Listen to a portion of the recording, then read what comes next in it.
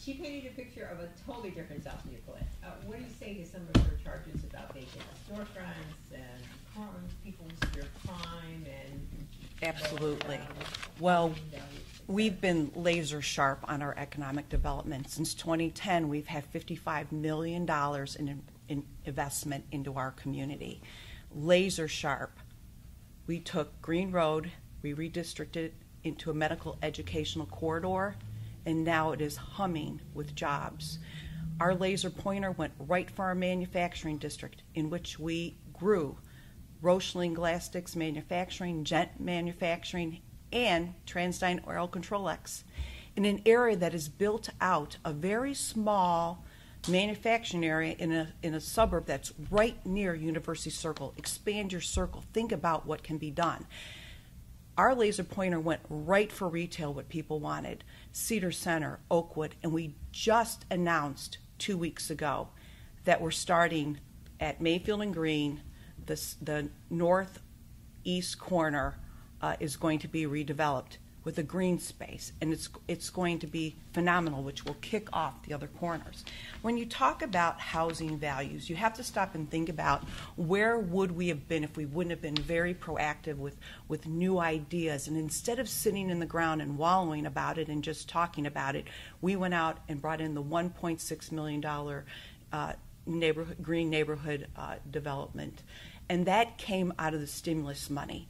That NSP money could only be used for foreclosed and vacant housing.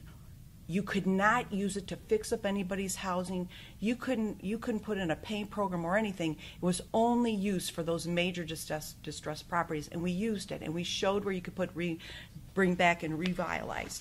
This is from cases of Center of Urban Poverty and Community Development. Unfortunately, the county came up with their own idea of how to go about and see how to look at how over the past 3 years our housing values came about.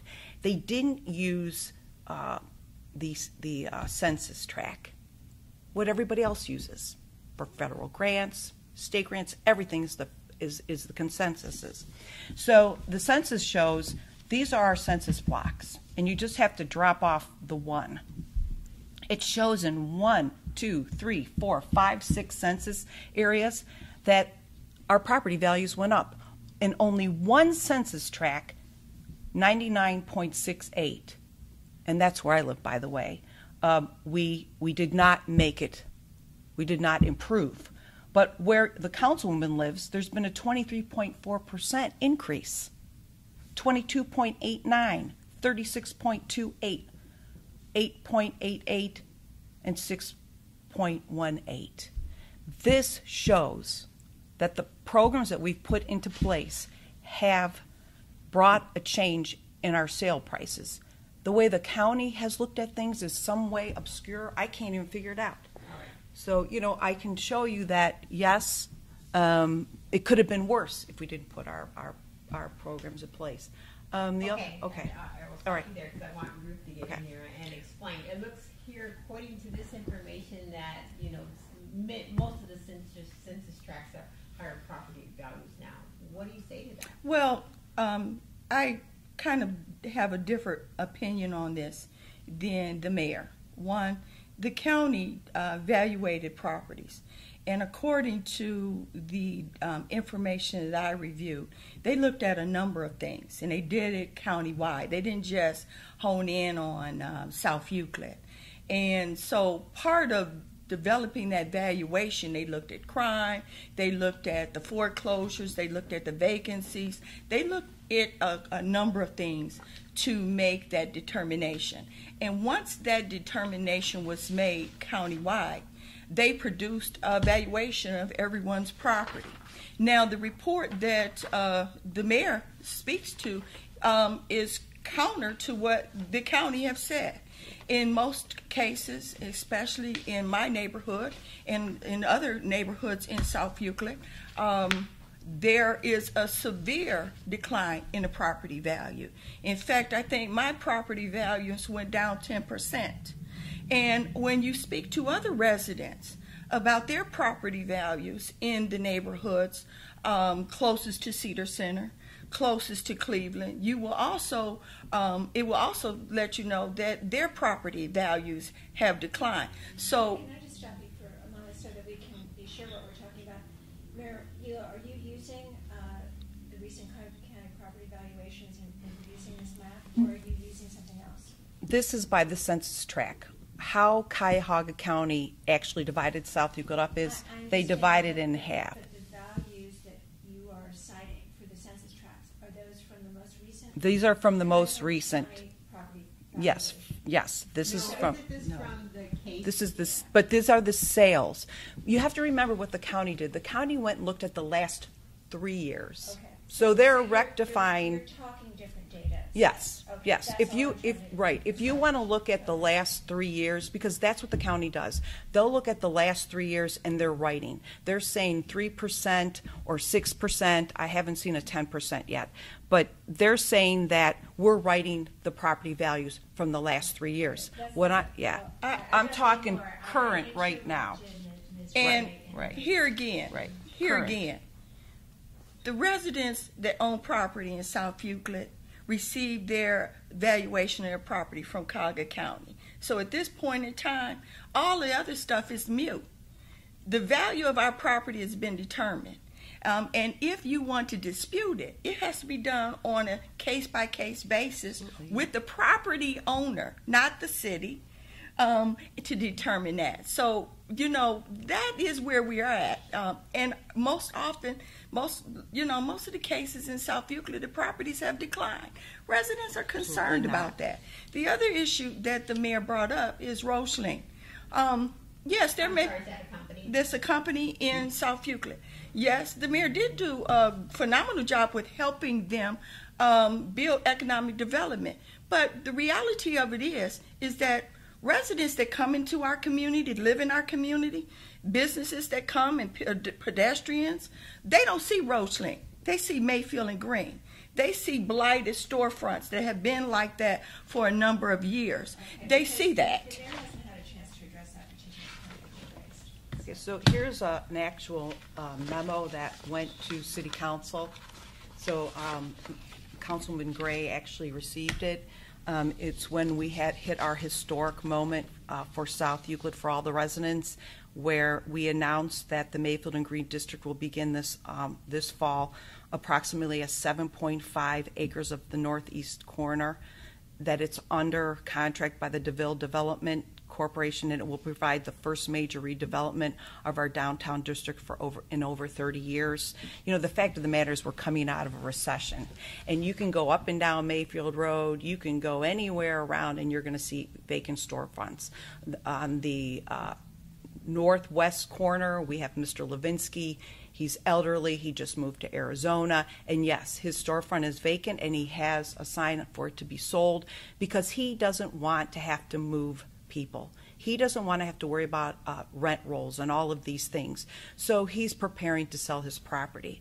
But the fact of the matter is that we are having investment in our community when other areas are not having investment in their communities.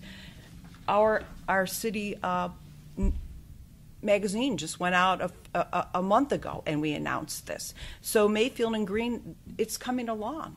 I mean, you cannot, in this economic development world, all of a sudden think that since 2009 and 2010, when the banks weren't lending a penny, that anybody was going to come out and buy property or reinvest. But you're seeing such a, you know, it's just like everything's popping. It's like everything that we've put into place. Now that the banks are lending, we're having redevelopment, we have people buying, we have storefront renovations. So I feel that we are in the middle of this renaissance. And, you know, that's where we totally disagree. I see when I'm walking door to door, people are very happy. And, you know, they're saying, my neighbor sold their home. The average home in South Euclid selling for $100,000. That's a 14.2% increase in a sale price. So you can sit and talk all about what happened in the past and all of this, but the fact of the matter is that we are in a renaissance. And I met with the county. We questioned them about this, plan that they came together with to actually look at our property values. It's very convoluted. It's very hard to understand. In fact, Dennis Kennedy, the financial officer, sat with us. We are now going to be part of that next conversation when they come through in 3 years. We brought things to them. We said, why are you not doing it this way? How did you come up with this? Where did you get this information? Basically, it was a few people that sat in a room. Technology guys. Okay. So that's where it came from. I'm going to stop you there. Ruth, you've laid out a number of issues there, but you didn't say that much about how you would resolve them if you were in leadership. So what would you do about some of the complaints of your neighbors about low property values in Mayfield and Green, which you are still unhappy about? Yes, hi. Well, okay, I did present to you some documents in here, but in this, I have outlined some areas in what I consider the plan that I will put forth. And when it comes to the Mayfield and Green area, I am concerned that this hit or miss approach to developing economic development needs to stop. Just because the mayor sends a memo to council or has a discussion with a developer is short range, and it doesn't present a long-term plan of where we're going to go and how we're going to get there. And I would have preferred to get from the mayor a discussion with council as a whole and with the residents as a bigger body of getting us engaged in the discussion about how are we going to move forward in developing a comprehensive plan for economic development and see if that works. Not sending out a memo to council people. Oh, by the way, I had a discussion with one of our developers who, by the way, made millions of dollars from the city of of South Euclid. And now we're going to give them an opportunity to do more, to make more revenue. They're in the business of making money. We're in the business of living, and our quality of life is important to us. And that needs a concerted, concrete plan developed. And I would like to see that done. And so this hit or miss approach to economic development, I think the citizens of the city deserve better approach, a more consistent plan, mapped out plan than what we're getting.